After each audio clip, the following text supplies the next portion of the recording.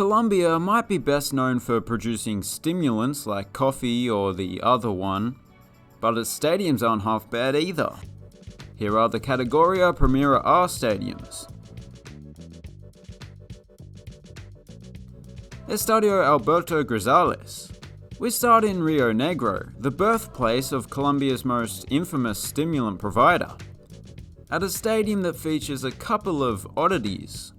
Firstly, there is a 4-lane running track surrounding the field rather than the typical 8-lane track, but what is more relevant is that the main stand is somewhat off-center. I'm not sure why exactly, but it's no big deal. It has a roof sheltering all of the seats, and it's also raised significantly, so the spectators sitting in it stay dry and get a great view, both of the field and the city skyline in the distance. Estadio Daniel Villa Zapata is named after a dentist, oddly enough. Obviously, he wasn't just any dentist. He must have had some relevance to the club.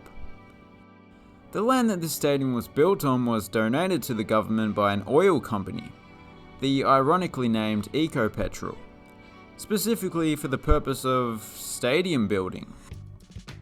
The original stadium, however, was almost entirely demolished and rebuilt in the mid-2010s.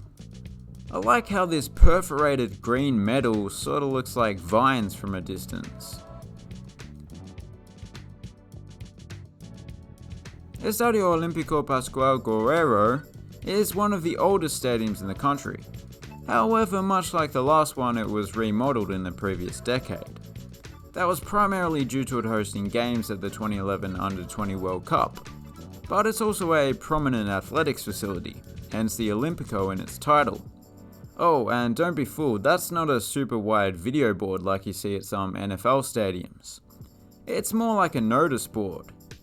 They just stick some physical advertising up there. Estadio Alfonso López. From 2006 to 2016, this ground had an artificial grass field, a rarity in this country. Upon removing it, they didn't let the turf go to waste. It was used to cover up the running track, which combined with some added plants, looks a whole lot better than it previously did. Perhaps that was the plan all along. They were playing the long game. That's not the only change that was made. They also added new seats in red, yellow and green, which kind of remind me of several African flags.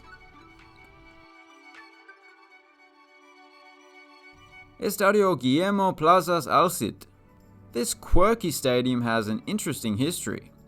It started from humble beginnings when a few locals decided to clear some land that was previously a mine and create a makeshift football ground. It wasn't until over a decade later that it was turned into a proper stadium, with the help of locals once more, who brought all these bricks to the site. Just this year, what was a dull-looking interior was livened up with a new lick of paint, which, as I'm sure you'd agree, has made the world of difference. Oh, and I should mention the tragic incident in 2016 when 4 construction workers were killed by a collapsing concrete slab. Estadio Atanasio Girardot. Like Pascual Guerrero, this stadium is part of a sports complex. This one was basically all built at once in the 1950s. It's not uncommon to see statues outside a stadium. Here there is a statue of Andrés Escobar, an Atlético Nacional player who was murdered after scoring an own goal for Colombia in the 1994 World Cup. To be clear, it wasn't some wild coincidence. The killer reportedly shouted "goal" after each gunshot. Despite admitting his guilt, the murder was released after serving just 11 years of his 43-year sentence. Remember kids, if you plan on murdering someone, just make sure you're respectful and polite afterwards. Estadio La Independencia. This ground actually took 17 years to build. They must have just had one guy building it without the help of cranes and whatnot. Hence, Independencia. From the air, it sort of just looks like he gave up halfway through building it, because 2 sides of the field are bordered by modern all-seater stands with extensive roofs, and the other 2 sides are not. That does, however, make for a rather nice panoramic view of the city for those sitting in the big stands. So I'll give that sole builder a pass. Estadio Manuel Murillo Toro. Oddly enough, this stadium was built especially quickly. It took just 55 days. But of course, the original stadium looked nothing like this. It was mostly rebuilt after a tragic incident in the early 80s, where railing of an upper tier collapsed, causing the death of 18 spectators. They understandably rebuilt it with just a single tier of seating throughout. Some spectators probably would have been unwilling to sit in an upper deck had they rebuilt one. Estadio Deportivo Cali is located a long way from the city centre. It seems like they just plonked it onto some farm. You'd think the isolated location would mean the builders wouldn't encounter any obstacles, but they did, including the discovery of an indigenous cemetery dating back 1500 years at the very least. So if you believe in ghosts, then this place is probably haunted. If you don't believe in ghosts, then what the heck is that thing looking over your shoulder? Oh, sorry, no, that's just a real person, don't worry about it. The hockey mask made them look like a ghost. Anyway, this is the largest stadium in the country and probably one of the best. Estadio Departamental Libertad is located in the city of Pasto, which shouldn't be confused with Antipasto, a small village that was here before this city was established. It was known for its cheese, olives, and charcuterie. As for the stadium's name, well, it was originally named after the date in which a dictator came to power in a coup. But after he was forced to step down due to the public hating him, the name was changed to what essentially means Liberty Stadium. Estadio Hernan Ramirez Villegas. Speaking of names, Hernan Ramirez Villegas was the architect that designed the original stadium. I specify that he was responsible for the original design because, of course, features like the rather spectacular roof are more recent additions.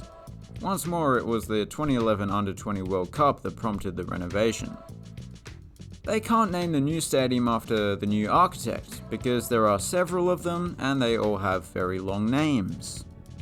Either way, they did a good job. Estadio Polideportivo Sur.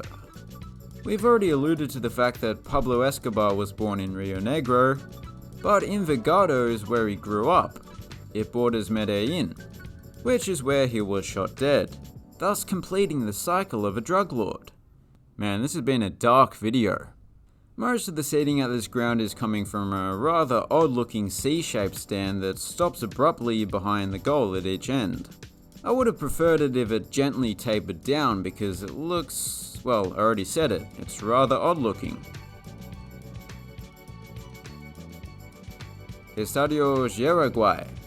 That name was chosen by locals a few years after the stadium was built.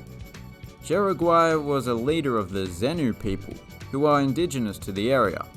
It also happens to be very similar to the name of the club, Jaguares FC. But they are named after the Jaguar. But then, was Jaraguay named after the Jaguar? I don't know. Anyway, eventually there will be a stand built behind each end, completing the multi-stage development. Estadio Metropolitano Roberto Melendez. This was initially commissioned to host games at a would-be 1986 World Cup in Colombia, but they ended up being held in Mexico instead. Given the kind of stuff that was going down in Colombia at the time, I'm not in the least bit surprised. Although I'm sure Mexico was no utopia either. The stadium has just about everything you'd want. Comfortable seating throughout, an extensive roof sheltering them, and, oh look, even some hedges. Estadio Metropolitano de Techo is made up of an odd assortment of stands, some of which are new, some of which are old. That's partially due to the fact that it was originally a race course. It's gone from hosting no football in its horse racing days, to in 2015 breaking the world record for the most official matches played in 1 year. It was around one match every 4 days on average. Keeping in mind that there is an off-season, that's pretty impressive. This distinctive stand over here that dates back to the early days was actually dedicated as a national monument. Estadio Al Campín. The Campín in Al Campín means camping. Who'd have guessed? It's called that because the area on which the stadium was built was a park that was often used for camping. It opened way back in the 30s, partially in celebration of Bogotá's 400th anniversary, which means that it's nearly 500 now. It doesn't look a day over 193 to be honest. That's an unusual triple video board setup they've got going on there. I don't think that's a permanent addition. Estadio Palo Grande. Palo Grande means big stick, which seems a bit strange. However, it gets that name because back in the day, there was a big tree on the site. And what is a tree if not a big stick? It would have been cool if they somehow incorporated the timber from the tree into the original stadium. But I mean, it was the 1930s. They probably just used the timber to build They'd moved on from catapults by then, hadn't they?